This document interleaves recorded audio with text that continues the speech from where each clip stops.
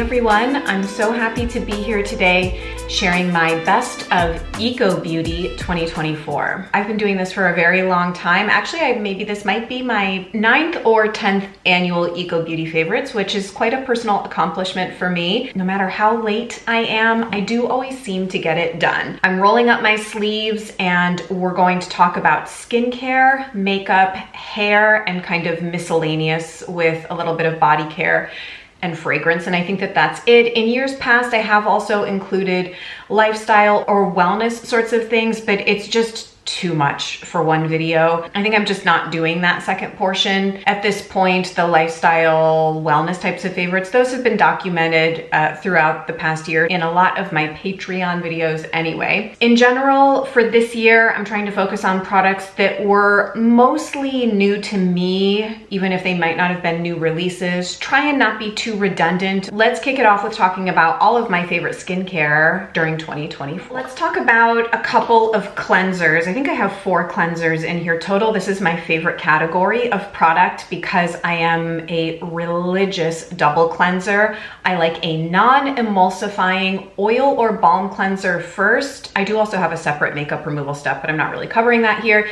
And then I like all kinds of different second cleanses for different moods and to rotate in and out. The Meso made restorative cleansing oil, little bottle, quite expensive. I got this on Honor Earth Apothecary. I did a whole shop with me at Honor Earth video, I think over the summer. Loved that experience, loved shopping there. This was a new to me brand that I discovered through there. They're like a Demeter or Demeter certified biodynamic grower of the ingredients that they use in their products. It's a very small brand. They just have this cleansing oil, a face oil, and some hydrosols. But after going through this bottle, I now definitely need to try the face oil. It has a very strong, somewhat overwhelming vanilla scent. So I actually just last night did an almost 2-hour empty products and disappointing products live for my Patreon community. I talked about actually quite a few of the products, particularly in the skincare category here. But I talked about how I sort of ebbed and flowed with this product. Initially, I really loved it. Then it felt kind of too overpowering. And then I kind of settled into the layered depth and nuance of this. It's very difficult to find cleansing oils and balms that have no emulsifying agents in them. I just find that for myself personally, over time, those emulsifying agents tend to disrupt my skin barrier. I just don't like them, even though I will test them and use them. I eventually kick them to the curb and just return to a more traditional oil and balm cleanse. So I truly loved this. I think it's a beautiful, very artisanal luxe brand. In the same vein, for a second cleanse, this was such an experience of a product, the LAMOUR, not sure I'm pronouncing it correctly, Coconut Cleansing Cream Concentrate. It is the most gourmand skincare product to have ever crossed my path. This came in a Boxwalla box from, I believe, almost a year ago, like last February. It came with a balm called Sorbet, which I did not end up really caring for. It smells like a really delicious coffee house macchiato. It has like cashew and hazelnut and some other kind of rich, nutty scents in it. It rinses clean, but it kind of feels like a liquid clay going on. And if you leave it on the skin, it will sort of start to dry down a little bit, which is what I like to do. And then you have to kind of add some kind of liquid, whether it's water or a toner, to massage and rinse off. It has no emulsifying agents in it, which is really interesting, even though it sort of feels like it does. The scent of this actually will sort of permeate and linger on the skin. This was certainly not an everyday product for me. Maybe once a week as part of a really indulgent routine. I really enjoyed it, and I thought it was just the pinnacle of experiential, sensorial skincare. This guy really surprised me. This is the Juneberry and Collagen Hydrating Cream Cleanser from Alpine Beauty. This came in a relatively recent Beauty Heroes box. I want to say it was September or October 2024. Sort of had preconceived notions about this brand as being a little bit too kind of department store clean beauty. I have ended up really enjoying this cleanser. You can leave it on for a couple minutes as sort of a mask. It has these little I think they are jojoba spheres, as like sort of a very, very gentle exfoliation. I feel like it's refreshing without being stripping. It feels rebalancing. It feels a little bit softening. I use this about twice a week as a second cleanse, and I'm absolutely going to use the whole thing up. It kind of took the place of my Blissoma Mild Rice Face Cleanser, which I also like for that sort of gentle physical exfoliation. I believe this also has some fruit acids or enzymes in it as well. So I guess it was sort of a later end of the year favorite, as was this, but I have to mention it because I am utterly obsessed. This is the Red Flower Orange Quince Steam Mist from their Hammam range.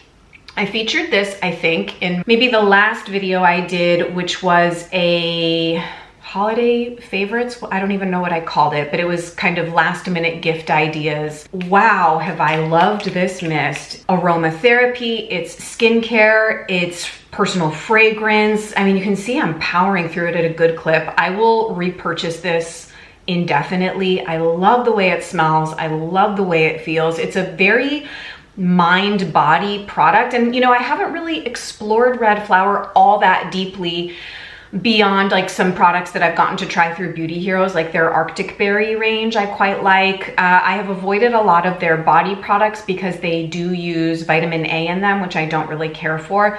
But I have been so impressed with this, even though it was kind of a November, December, late in 2024 favorite, have to mention it. So good. This was an earlier in the year 2024 favorite duo from Laurel, the Effortless Cleanser and the Hydrating Elixir 1. I'm mentioning them together because they are so complementary. If you use them in the same routine, they just feel like they're made for each other. So this is a second cleanse. I talked at length about it on my empties last night because these are both empty, but this is like a lotion. It's like a cleansing lotion. You're not going to get any kind of sudsing from it. It's not going to feel like your skin is getting super squeaky clean. And if you're very good about removing your makeup or your SPF with an oil or balm, and you follow up with kind of a massage with this, and then you can add some of the toner in and massage it in. I mean, you can really see Laurel really does make an incredible back bar range for holistic estheticians. They work very synergistically in this gorgeous cleansing routine. And then obviously you can tone your skin after with Hydrating Elixir 1, layer the toner with your oil or your balm. I just was completely in love with this combination. Wouldn't be a best of beauty without talking about In Fiore, of course. These are all empty. My favorites from the year were Complex de Fleur. I went through a whole bottle of this stunning serum, probably the best serum I have ever used. And there's so many notes on that. It's just truly a work of art. V Clear Supreme, I am completely ride or die for this product. It's really the only eye product I will spend money on. Most other ones, whether it's a cream or a gel or an oil, I just don't find that they're worth the money.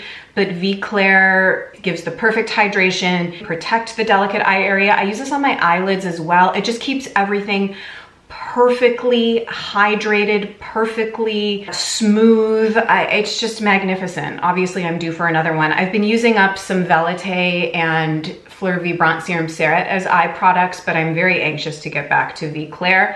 And then my favorite oil, I had all three In Fiore oils in my rotation this year, and my favorite by far was Nori. This is sort of their heaviest, intended for evening oil. You could use it during the day, but I find it a bit heavy to do so.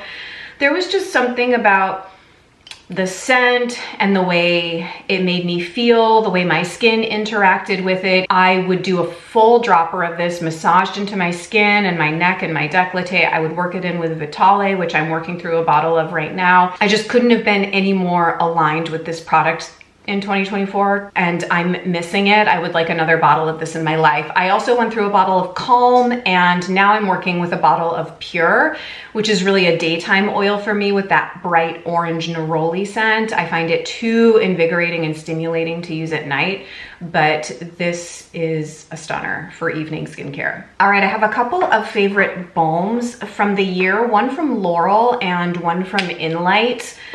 Laurel Night Balm Infinite Cellular Repair. This was my first time trying this. You can see I made a very sizable dent in it. Completely perfect product as far as ticking all the boxes and preferences that I have for skincare. It is the perfect consistency, the perfect nourishment. It has sea buckthorn in it, which is one of my all-time favorite skincare ingredients. The scent was gorgeous. I don't know, it was just everything. Feels like a Michelin star rated skincare item. It doesn't have any weird synthetic ingredients in it that I feel are disruptive or out of alignment with the natural biological processes of your skin. I feel similarly about the Inlight Night Balm. You can see I'm almost done with this one. This was Hero product in December Beauty Heroes, December 2024 Beauty Heroes, but I had been working on this one during the entire year. It's a different consistency than the Laurel Balm. It's a touch lighter in consistency. So if you find something like the Laurel Night Balm too heavy, this would sort of be a step down, but it's certainly far from the lightest balms I've used. I find it kind of right in the middle and a pretty easy to use balm. But these products I like because I can just have such a simple skincare routine with them. At night, I can double cleanse, and if I want, I can do a mask, and then I can do a toner and a balm, and that's it. If I feel like it, sometimes I'll do a little bit of a Laurel compound as sort of a serum step, but that's it. Like, I don't do any extensive treatments. I don't do any fancy expensive serums.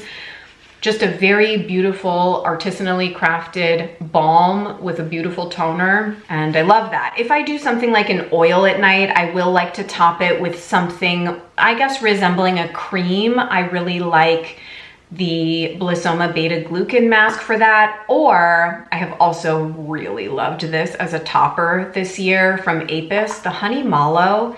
I don't particularly like Honey Mallow on its own the way that I use the two balms I just mentioned. This is more of a topper on top of an oil at night. Similar to this cleanser, I found Honey Mallow to just be like a revolutionary skincare product for me because I had never worked with a product that had honey and was a leave-on. So most honey in skincare is in the cleanser and it gets rinsed off. I had never encountered a leave-on product that had honey in it for obvious reasons because honey is sticky. And Honey Mallow does have like a touch of that stickiness, but somehow she makes it work. And this is such a healing product. One of the most healing products this year, in addition probably to this one, which I'll talk about next. Whenever I would use this, I would just wake up with very kind of bouncy, dewy skin, and it just worked really well with the oils that I was using it with, and I really, really love it. Also from Apis, I really enjoyed the Flower Sap this year. In my mind, this is sort of a junior product to something like Complex de Fleur. This is almost more like a skincare primer. It's light, it's refreshing, it's fun to use, it's a beautiful pink color. It just feels good in the morning. I like to use this in the morning. It doesn't quite have the depth and the opulence and the many other facets that this does, but I really do enjoy this. Actually, I have another bottle of this I am going to put on my skincare shelf, and then I do owe YouTube an Apis skincare review. I have all of my Apis products set aside, and I will hopefully be filming that before too long. Now, in addition to feeling like Honey Mallow was one of the most healing products I used in 2024, I would also have to put the Zen Matcha Cashmere. Yeah, I guess this is considered a serum, Reforming Night Serum from LAMOUR in that category as well. If you were to invest in one product that you get the most bang for your buck in terms of what it does for your skin, the results that you get, how you feel using it, I think that I would probably recommend this. Similar to these balms, this was like a one and done skincare, evening skincare for me. 2 to 3 pumps with toner and that was it. But this is sort of like a supercharged product, whereas these are more just kind of my everyday maintenance, keeping my skin really happy. Every couple of days, if you want like a boost, I think of it as like a little turbo boost. I think this came in a Boxwala box. I love that Boxwala works with LAMOUR. I mentioned these quickly, but I'll mention my favorite Laurel compounds from the Herbalist collection. These are empty. I've used all of these up. The Vitality Compound Wild Weeds was my number one. My number 2 favorite is the Hydration Compound, Roots and Roses. And then my number 3 empty is the Soothe Compound, Calendula and Oat. The rest of the little compounds from the collection I'm still working on. They're a little bit more active and somewhat sensitizing on me. These are just the ones that I worked the best with. I would love for Laurel to release a full-size Wild Weeds, and I would take a bath in this stuff if I could. It is just exceptional. And then the hydration I loved. It just smelled like chocolate, rose, amazingness. Reminds me of like a Valentine's Day sort of product. These were super fun to play with towards the end of the year. And if you ever have an opportunity to pick up the Herbalist collection and you're a green beauty skincare enthusiast, I think you would enjoy getting to try all of those. They're very fun, and I don't know, just kind of like a nice little stimulation for your brain and your skin. Almost done with skincare. I would be remiss to not at least quickly mention the Wild Care Sunroot Solar Serum. This was a daytime oil that I used for a lot of the spring and summer. It had turmeric and sea buckthorn, artichoke leaf, and rose hip, and black currant. The only thing that I had to be careful of is that it was very brightly colored and it could stain your clothing if you weren't careful. I don't wear a lot of white or light colors really, but something to be aware of. Great product though for that time of year.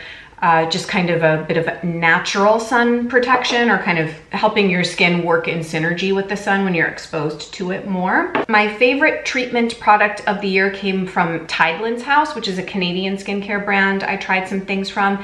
And this is the Peau de Fleurs Fine Facial Mask Mineral and Mallow Mud. Ooh, this is so lovely. I'm not gravitating towards it at this time of year because it is a little bit clarifying, but for spring and summer, did like a gentle clean out of my pores. I felt like my skin was just so refreshed, non-abrasive. I could leave it on for a while. The whole vibe of this brand is very much like being in a historical fairy tale, and I really enjoyed getting to explore the brand. I really enjoyed the 3 Ships Brighter Days Red Algae and Avocado biodegradable eye masks. These were a lot of fun. I've used a lot of them. I'm almost out. They're totally superfluous and not necessary. But you know, if you have a stressful job or you have small kids or a rough night of sleep, they just feel good in the morning. This is something that I like to do in the morning, like before I'm gonna go live or before I'm gonna film. I do also have the True Botanicals Chebula multi-corrective eye patches, and I definitely think I prefer these. I don't know, I really don't jive with True Botanicals, which I'm sure is not surprising. I have been talking about that on and off for years. Favorite SPF of the year, probably at least second if not third time in a row, is the Lapar Elemental Day Silk. I also tried the Sun Paste from Lapar this year and I liked that, but this is just much easier to work with because it's a fluid and you can mix it with other things, and it just is faster than getting a paste, and the concentration of zinc in that product is higher, so the white cast can be a little bit more obvious. But yeah, 2 to 3 pumps in the morning during the summertime. I love it. It's just super excellent. And then the other ones I was using this year have been the Blissoma Photonic and the Solara Fortune Teller. I'm starting to have a bit of sensitivity interacting with Blissoma lately, which is upsetting to me because I love the brand and I don't want to not be able to use them. I really like the Solara, but it does have hyaluronic in it, which is not my favorite, and vitamin C. But the texture and the experience and the effect of this is really nice. That's a wrap on favorite skincare. Now let's talk about makeup. By far, the best makeup brand of the year for me was this Montreal-based company, Wonder Blush. I discovered them through Beauty Heroes, who started stocking their tinted lip balms, their lipsticks, their eye lumieres, and I think one of their powder products. They do also make a tinted lip oil that I'm very curious about that Beauty Heroes does not carry, but that's probably a product I'll order directly from them and try in 2025. So I started with the tinted lip balms. I actually have a swatch video on my channel that I'll link for you if you'd like to go see it. I swatched all 5 of the tinted lip balms, and I have all of the lipsticks as well. And I keep meaning to do a swatch video of the lipsticks. Where's an example of one of the lipsticks? Here's one. I really love both formulas a lot. And then I have all 5 shades of the Eye Lumières, which are a subtly shimmery, very elegant, very easy to work with every day eyeshadow, liquid cream eyeshadow. I mentioned these as well in my most recent holiday video because I thought that several of the shades are very holiday appropriate. I wear one of these shades almost every day. I love every single shade. They don't really crease on me except a little bit the darker shade bronze, but I truly love all of them. You can layer other eyeshadows over top. They're beautiful on their own. I'm just a really big fan of those. And then I find the lipsticks and the tinted lip balms really versatile. I pair them with different lip liners. I can do so many different looks and I can use them as a blush. I don't know, I've just like thoroughly enjoyed everything about them. The formula, the aesthetic, there's no fragrance to them. The quality is exceptional. And to that end, my favorite lip and eye pencils of the year are obviously these Manassi pencils. I think these were probably mentioned in my favorites last year. These are pretty much the only makeup pencils, eye and lip pencils that I use now. I have a couple of singletons from Ari Perez and Jane Iredale, but I'm so happy with these Manassi pencils. They actually released 2 new shades in 2024, Ukayo or Ukiyu, which is this peach shade, and a bronze shade called Nocturne that I really like. I mean, that's such a universal shade. Forgive this swatch here. That is from a lipstick that I swatched last night and I can't get the color off my skin. Isn't that a little bit disturbing? I'm gonna probably have to repurchase this one very soon. This is Petunia, which is the black. I tightline every single day with this. I have worn down Castel, which is a really pretty berry. I'm actually wearing it on my lips today with another lip color. I love these so much, these Manassi pencils. I own every single one and always will. I hope that they never, ever, ever discontinue those. A couple products from Haute were mainstays for me this year. The Haute Dewy Cream is sort of my everyday base that I just work in over top of whatever tinted SPF product I'm wearing. I didn't put this in my favorites, but I do quite like it. The Molecular Hydrogen and Sugarcane Serum from Haute. This just works really well to kind of do the demi makeup method, kind of just cover where I need it. And then I rely very heavily on the Haute cream correctors. I use an orange, a peach, and a pink every single day. I don't wear any foundation, so I kind of do my take on a demi makeup method, I guess, or kind of what works for me. A couple of months ago, I think it was maybe September, I put together a very lengthy, detailed video on navigating Haute Cacao, which is a Canadian makeup brand, and I've been using Joanne's products for about the last 3 years. Not a very user-friendly brand, but I really, really love some of the products and have relied very heavily on them. So the Dewy Cream and the cream tints, she calls them, but I think of them like correctors, were my favorites this year. Momi color capsules, these were released in 2024. In particular, the 2 shades that I'm gonna mention as my favorites are the Moonstone Cream Highlighter and the Lily Flora Cream Blush. I use these 2 the most. I'm actually wearing Moonstone today. You can put them into palettes. They're easy to use because they're very sheer. The formula is very light, so it doesn't feel heavy on the skin.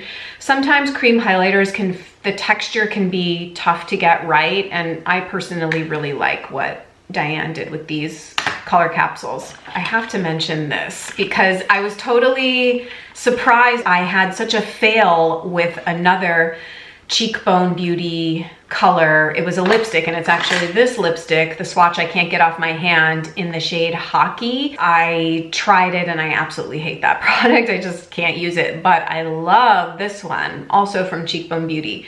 This is the Courage Cream in the shade Heartberry, and this came in, I believe, the fall makeup discovery from Beauty Heroes, and this is what I'm wearing on my lips and a little bit on my cheeks with Manassi 7 Castel lip liner, and I just really love a pinky red. It's really beautiful. I just adore it. I love the color. Kind of has a little bit of a powdery finish, which I like. It starts to kind of almost look a little liquid lipstick-ish. Manasi 7 released more than two, actually. I think they released 3 new colors in 2024. I predictably have all of them. I have a problem. They released Setsunai, which is sort of a tomatoey red. Doesn't really look very tomatoey red in here, but it is like a very orangey red. They released that, I think sometime in the spring or early summer. And then this fall, they released Pakaya, which is sort of a vampy brownie brick red. Chatoyer or Chatoyer, which is a neutral kind of warm brown. It's a little bit deeper than Manketti, but not as deep as Kobicha, if you know the Manasi canon of colors. My favorite of these 3, Pakaya.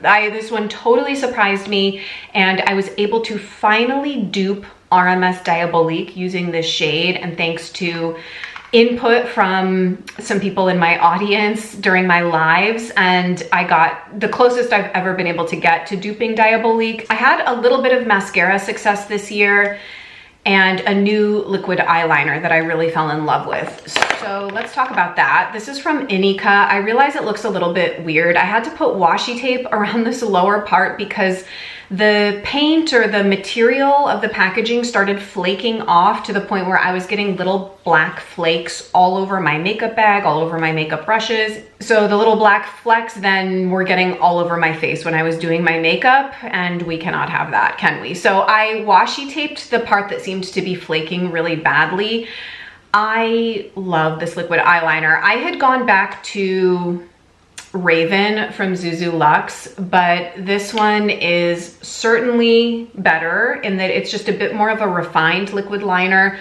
I would say it's a bit more advanced. You have to be pretty comfortable applying liquid liner because the brush is longer, so you have a little bit less control. It is a brush and not a felt tip, but the formula I think is fantastic. It wears very well. I mean, it does fade off a bit by the end of the day. I think that's just sort of to be expected, but I'm able to get the look that I like with liquid liner, and I have been an avid liquid eyeliner wearer for well over a decade at this point. It's my favorite makeup look, and I was happy to finally find one that I'm just sort of smitten with and really enjoy. At the same time I got that, I had picked up the Inika Long Lash Mascara as part of another round of mascara testing. Now, you haven't seen this video. I have all of the footage and I just haven't had time to edit it and post it. I did post my first round of mascara testing. I'll put that in the description below. You can go see it. I tested 5 mascaras that had been recommended to me. I really disliked pretty much all of them and did not continue to use any of those. I then did a second round of 5, and I had 2 successes from that round. I will try and edit that and post that for you soon so you can see these in context. But the Inika Long Lash, really like. And then I do also like the Tower 28. For a synthetic bristle wand, I think it's good. It's the mascara actually I'm wearing today. However, even though I like both of these, I disliked the other 3 in that round. And I might actually do a part 3 because there's more that have been recommended to me. I still don't like either of these as much as I liked my mascara that I had been using for the last maybe 2 years, the Shea Bella Volume Extreme Mascara that I discovered through an ill-fated, short-lived stay buying from Melaleuca. I won't get into that here, but this mascara is really good. And after I finish these up and test 5 more mascaras to make a total of 15 mascaras that I will have tested, I will most likely go back to buying the Shea Bella. But you know, all in the name of market research for my channel, I guess, right? Okay, I wanted to also mention some makeup brushes that I liked a lot this year. If you don't yet have this Antonym little angled eye brush, what are you even doing with your life? Just kidding. I mean, it's not that serious, but I have never found a slim angled brush I like more than this. I like to, if I have the time, fill in my eyebrows with a powder. I use the Manasi Quad. I very recently picked up this Viseart Dreamy brow palette. I am kind of obsessed with that. Wonder Blush does a powdered brow trio that I'd like to try. Anyway, I don't always have the time to fill in my brows with a powder, and I like to use the Plume eye pencil when I'm in a rush. But if I do have the time, this is the absolute best pencil for eyebrows. I really, really love this Sonia G Classic Base Brush. I have no clue if she even still makes this. I know that her brushes are kind of always coming in and out of stock, and they're, you know, hand produced and whatnot. But this is just such a nice little size. I wear so many cream products, and I just really love this one for blending cheek color together, and it's just a dream. And then I went through a bit of an evolution with concealer brushes this year. So I wear very little makeup on my face, like concealer and foundation and things like that. I've just tried to really minimize it over time so that it's mostly my skin that's coming through with a little bit of color correction. So taking a page out of the Demi technique, obviously. For most of the year, I was singing the praises of this Sappho concealer brush, which is a very stiff, kind of like stamping type of brush. And I do still think that this is very good. But somewhere along the line, more recently, I started liking to just use a feather light technique to kind of very lightly blend my trio of corrector colors together and then just tap it out with my finger, to the point where I started having just sort of an aversion for this stamping, and I wanted just like the feather light blend and the finger tap. I have this Cheekbone Beauty little fluffy brush that you can get on Beauty Heroes, which is nice. And then I have a Rephr brush that a friend of mine on Patreon sent me some Rephr brushes to try. So that was really nice, and I've been enjoying very much. Oh, before I forget, I did pull these also to show, which I know is sort of random, but they are one of these little just enhancements that I really enjoy. So these are these like very micro fine tipped Q-tips. These are the pointy ones, but they also make little mini rounded ones. These are sort of a makeup artist kit type of product, but I get these from Artist Kit Co., who I sourced my palette making materials for when I made my Manasi palettes. If you remember that video, that was this huge labor of love. I love Van, the makeup artist that runs that company. He's just like a take no SHIT from people online type of guy, and he's very self-made, and I just really like him and respect him and like supporting his company. So I ordered these little bags of Q-tips from him, and any sort of palette making materials, pans or palettes that I might need. We're gonna talk about my nemesis now, which is hair. I hate talking about my hair, but I do have a few hair products to share. I had like a radical change in my hair texture in the last year. Lots to say about that. I really, really love the brand Biofficina Toscana. I get this on Ala Beauty. It's an Italian hair care brand, and I've just had really good success with their products. Sorry, I had to adjust the white balance there. That always annoys me when that happens. I currently have the Hair Repair Cream, which is like a leave-in. That's the timer for my bread folds, I think. I'm making some sourdough bread right now. Hair Repair Cream is like a leave-in. This is the best smelling hair care product you will ever smell. It's very reminiscent of Salon Selectives in the 80s and 90s. I also have the Active Conditioner Concentrate. I have also tried a conditioning mask that they do, and I have yet to try any of their shampoos, but I'm definitely going to in 2025. They have this interesting system where you get like a basic concentrate, and then you mix in different herbal solutions like lavender, rosemary, I forget the other ones that they do. It speaks to me. I'm gonna be trying it. And they like sell a little mixing bottle, so you kind of customize it and you sort of do a scalp treatment every time you shampoo. I'm very, very about that. I love, love, love my Tech brush. I think, did I get this on Ala? I don't remember. I think I've used this brand of brush for a number of years. It's a wooden bristle brush. They're made in Italy. And I am really, really focused on scalp care. I talked about this in a recent podcast episode I did, like health habits that I'm really into going into the new year. Taking care of my scalp is one of them, but I just don't have the wherewithal to get out a gua sha and do a whole scalp massage or hold a red light up to my scalp. The most I can muster on any given day is when I'm already getting ready and brushing my hair is to take my brush and basically massage it through all over my scalp. I enjoy that. It feels very stimulating. I can just take my brush and massage when I'm already working to brush my hair, and so I really love it for that.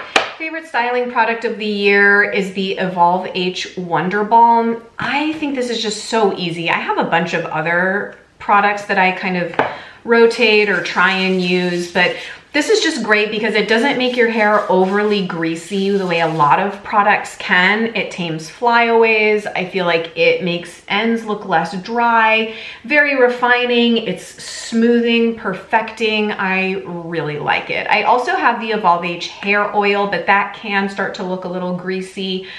I have some OA styling products. I have some John Masters Organics hair pomade. I have some Intelligent Nutrients stuff. I have some Momi hair products. So I do have a lot, but I reached for this the most. And you can see I've used quite a bit. Big fan. Okay, closing it out with my final little catch-all category of body care and fragrance. That's really all that's on here.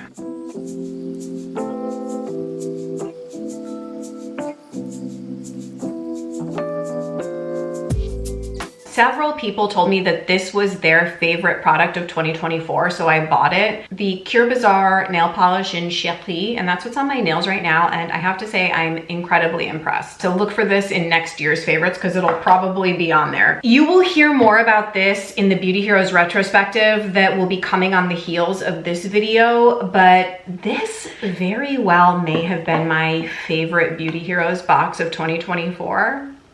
Who would have thought? I was kind of a hater at the beginning when this box showed up. I just was not feeling very excited at all. I don't particularly like Innersense hair care, but they came out with this line of body care products, and let me tell you, they are phenomenal. I am so impressed. These are staple products for me now. The Renew Body Lotion is excellent. I keep this in my kitchen actually, just as a hand cream to use throughout the day.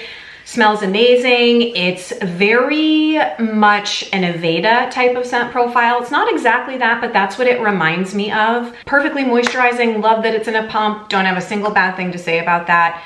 Used as a hand cream. I do use the Blissful Body Butter like up in my bathroom after the shower or the bath, and I also truly love this. This reminds me of something else that's not Aveda, but I really like it. It has a bit of a deeper scent profile. It almost smells a bit like violet. I don't know, it's fantastic. The consistency is amazing. I just put that over my makeup swatches, but oh well. Blends in very easily. So that's kind of one of the main issues with body creams or body butters is how long it's gonna take you to rub them into the skin. I can't speak more highly of these products. I just really, truly love them. And then the Awaken Body Wash is almost empty.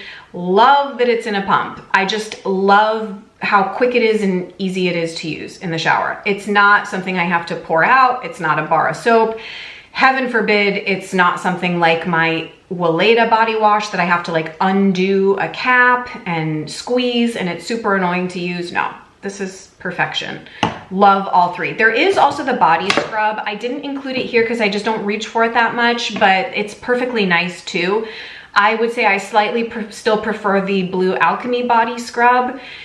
If I'm gonna do a body scrub, I want it to feel like very indulgent, but these Innersense products are just like everyday elevated utilitarian, and I love that. There are not enough of those types of products around. Like another brand to me that's like that is 3 Ships. The quality is great. It's a good price point. They're just like your staples. They're not super elite or fancy like this, but they're perfect and I'm so satisfied and content using them.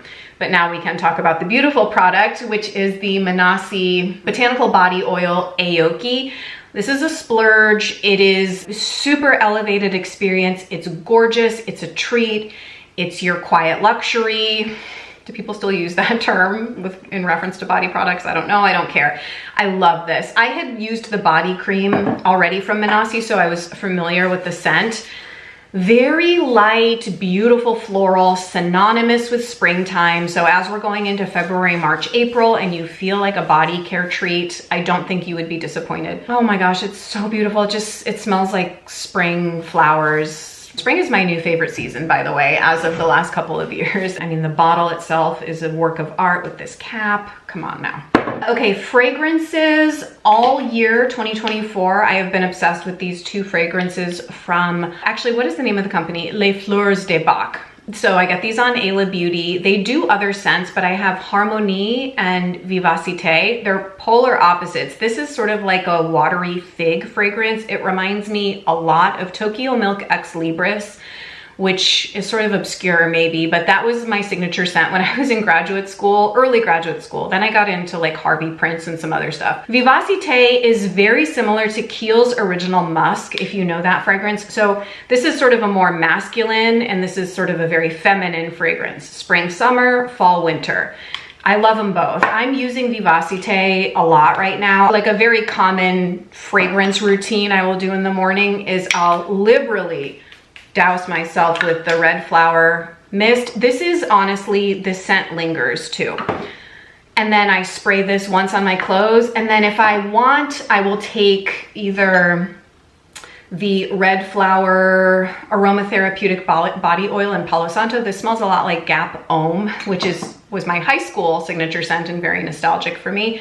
I'll take like a few drops of that, massage it like into my neck or into my wrist because the scent of that really lingers, or I'll do one of the In Fiore fragrances on pulse points. And I just feel like I'm layering all of these complementary scents, and I'm very happy with where my fragrance life is right now. Like, I love the things that I have. If I'm not doing something like Vivacité, or I just don't want to think about layering things, I'll do Alice Brooklyn Isogamma Super. I'm almost done with this, and I went for a full size. This is like the slightly more natural version of Eccentric Molecule 01. It's like that very non-scent scent, kind of clean, soapy fragrance almost. It's really good. It's totally easy to wear, I think. It's like a non-scent scent. It layers with other stuff really nicely. And I love that kind of minimal fragrance approach as well. I really want to do a fragrance video now that I'm sitting here talking about all that. I have so many fun ones that I have tried. My ride or die favorite is from Hermes. I would like a full-size bottle of that. I just haven't bitten the bullet yet. I really like this Orbe Desertland, very hippie boho fragrance that is so not my personality, but I really like it. I've tried a bunch of these Fugia 1833, is that what it is? Fragrances from Ala, lots to say about those.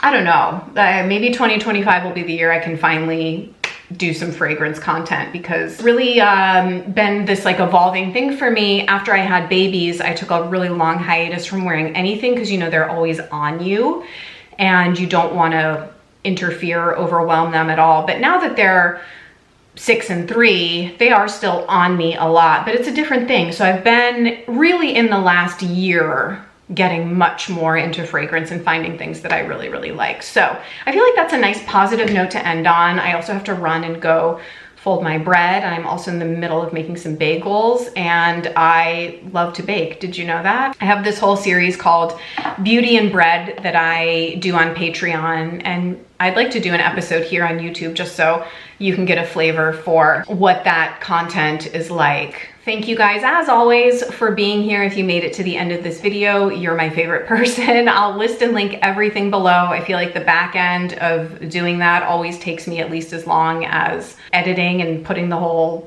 video together, but I wouldn't be doing it after all of these years if I didn't still truly enjoy doing this and bringing this content to you and talking with you. So if you feel like dropping me a note, even just to say hi, I would really appreciate it, because I know we're all watching things on phones or tablets and you don't always have the wherewithal to comment. I mean, I know I don't, but if you're on your computer and you feel like dropping me just a note to say hi, let me know where you are, what you've been enjoying in 2025 beauty-wise. I'm taking recommendations, particularly for skincare, because I'm going to be doing a big skincare refresh video in March, I think. That's like a new annual video that I'm doing because I enjoyed the one I did so much in 2024. I will see you very soon next in Beauty Heroes retrospective, and until then, I hope you guys are doing well, and I'll talk to you later. Bye.